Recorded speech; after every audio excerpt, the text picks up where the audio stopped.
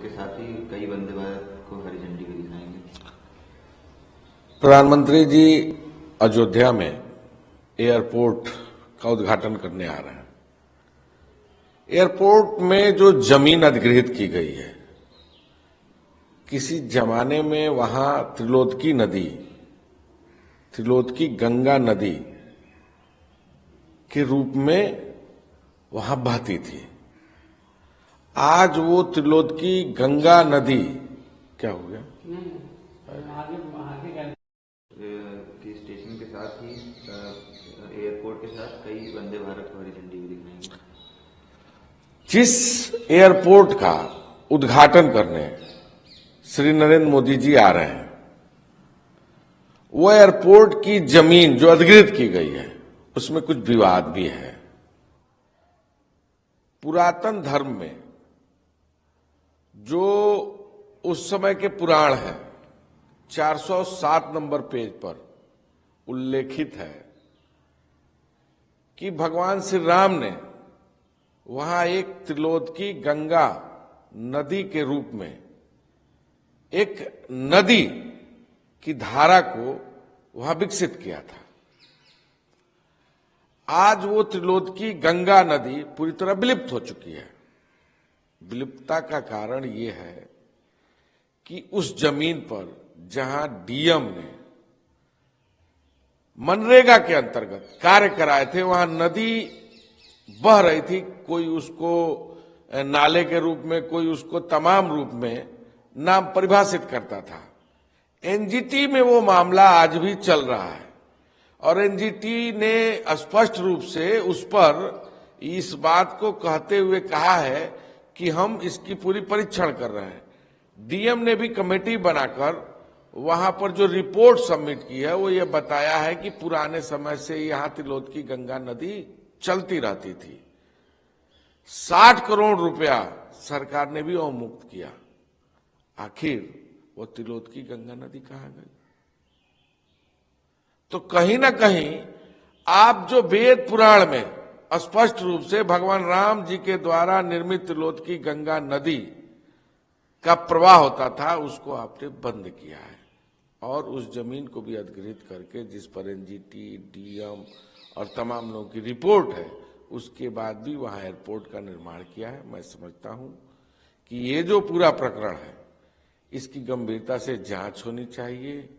इसका पूरा जो स्थानीय स्थिति है उसका निरीक्षण करना चाहिए। उसके बाद त्रिलोदकी गंगा नदी जो पुरातन समय से है, उसको भी वहां से निकालने की व्यवस्था सुनिश्चित करनी चाहिए।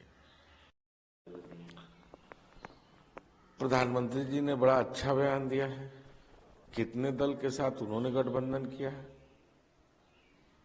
एकनाथ शिंदे जी जो महाराष्ट्र के मुख्यमंत्री हैं, वो किस दल के हैं? अभी उत्तर प्रदेश में श्री संजय निषाद जी, श्री ओम प्रकाश राजभर जी, यानी ये स्पष्ट रूप से उन्होंने जो उनके गठबंधन में आए हुए सहयोगी दल हैं, उनको ये कह दिया है कि उनकी कोई जरूरत नहीं। उसके बाद भी ये गठबंधन में अपने आप मारे फिर रहे हैं। तो मैं समझता हूं कि इन लोगों को उन्होंने गाली दिया है और इस गठबंधन के साथ जुड़कर जो आने वाले समय में चुनाव लड़ रहे हैं, अब इस गठबंधन के लोगों को यह तय करना चाहिए कि क्या वो इस गठबंधन का हिस्सा है कि नहीं है। जैसा कि इंडिया गठबंधन बनी है, सभी राजनीतिक दल, सभी सामाजिक संगठन एक साथ मिलकर, एकजुट होकर इंडिया गठबंधन के साथ 2024 का चुनाव लड़ने जा रहे हैं और मैं समझता हूं कि परिवर्तन होगा और 2024 में भारतीय जनता पार्टी की सरकार जाएगी। राष्ट्रीय अध्यक्ष के रूप में चुने गए। हाँ, निश्चित तौर से आदरणीय श्री नीतीश कुमार जी को बहुत बहुत बधाई और शुभकामना कि एक बार फिर जदयू के वो राष्ट्रीय अध्यक्ष निर्वाचित हुए हैं। ये उनकी अपनी कमेटी और उनकी अपने पार्टी का अपना मत है और हम सब लोग उनको बधाई देते हैं। देखिए, भारतीय जनता पार्टी को और खासकर उनके नेताओं को बड़ा दर्द है और दर्द इस रूप में बयां करता है कि वो जातिगत जनगणना का नाम आते ही उनको सांप सूंघ जाता है। मेरा सवाल है अनुराग ठाकुर जी से कि केंद्र सरकार के मंत्रालय में अतिरिक्त सचिवों में मात्र एक सचिव ओबीसी का नहीं है, एक भी सचिव। वहीं सचिवों में एक एससी जबकि 3 एसटी, संयुक्त सचिव पद पर 4% एससी, 3% एसटी और 7% ओबीसी तैनात है। ये तो अधिकारियों की बात हो गई। अगर शिक्षा के क्षेत्र में आंकड़ा देखेंगे तो 2021-2022 में आईआईटी और केंद्रीय विश्वविद्यालय में एससी, एसटी, ओबीसी फैकल्टी में 70% पद खाली हैं। आज तक उसकी नियुक्ति नहीं हुई। केंद्रीय विश्वविद्यालयों में एक कुलपति एससी समुदाय से, एक एसटी समुदाय से, 7 ओबीसी समुदाय से। केंद्रीय विश्वविद्यालय में 2 रजिस्ट्रार एससी समुदाय से, 5 एसटी समुदाय से और 3 ओबीसी समुदाय से।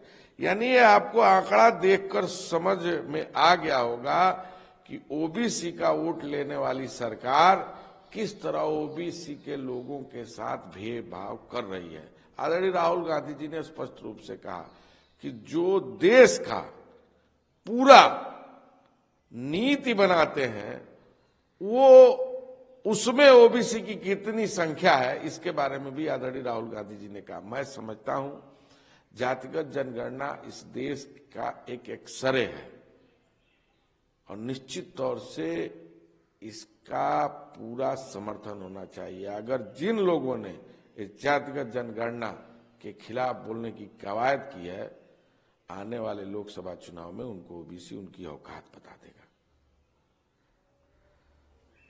आम आदमी पार्टी के नेता, देखिए, ये तो जब पार्टी किसी भी दल के राष्ट्रीय अध्यक्ष अगर किसी व्यक्ति को राज्यसभा या लोकसभा में नेता नामित करते हैं तो ये उनका अधिकार है, विशेषाधिकार है। राष्ट्रपति महोदय को, उपराष्ट्रपति महोदय को, लोकसभा के अध्यक्ष को या उपसभापति को यह अधिकार बिल्कुल नहीं है कि वो उसे रिजेक्ट करे।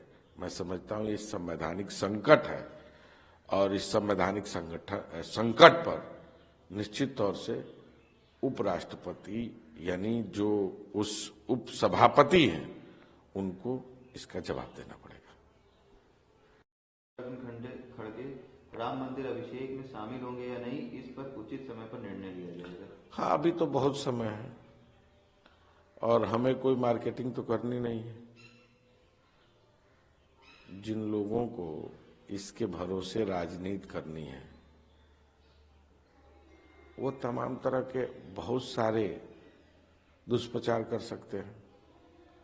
भगवान राम हमारे मन में है, दिल में है और वो एक आस्था का विषय है और आस्था मन में और दिल में होती है। आस्था दिखाने का कोई विषय नहीं होता। श्री मल्लिकार्जुन खड़गे जी और श्री सोनिया गांधी जी, अभी टाइम है, इस पर विचार करेंगे। सर, एक आखिरी सवाल है। स्वीकार किया गया है, उस पे विपक्ष समारोह में आए या न आए मंदिर की भव्यता कम नहीं होगी, चाहे विपक्ष जाए या न जाए, लोगों का उत्साह जीत गया है। देखिए, हेमंत बिस्वा जी विवादित बोल के आदी हो गए हैं। जिस दल ने उनकी पहचान बनाई, जिसके नाते वो आज नेता के रूप में जाने जा रहे हैं, कभी उस नेता को, कभी उस परिवार को जिन्होंने बलिदान दिया, उनको कई सारे अनर्गल आरोप प्रत्यारोप लगाते रहते हैं।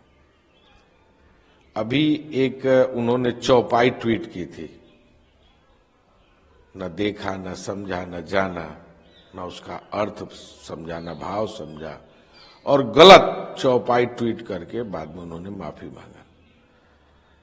तो ये लोग को विपक्षी दल की इतनी चिंता क्यों है? वो ट्रस्ट के क्या संयोजक हैं, अध्यक्ष हैं, महामंत्री हैं? एक राजनीतिक पार्टी के मुखिया हैं, मुख्यमंत्री हैं वो आसाम के, और वो ये तय करेंगे कि विपक्ष जाएगा कि नहीं जाएगा। विपक्ष को जाना होगा तो बता के जाएगा, नहीं जाना होगा वो भी बताएगा, ये उसके विवेक का विषय है। हेमंत बिस्वा जी बड़ बोलेपन के शिकार है।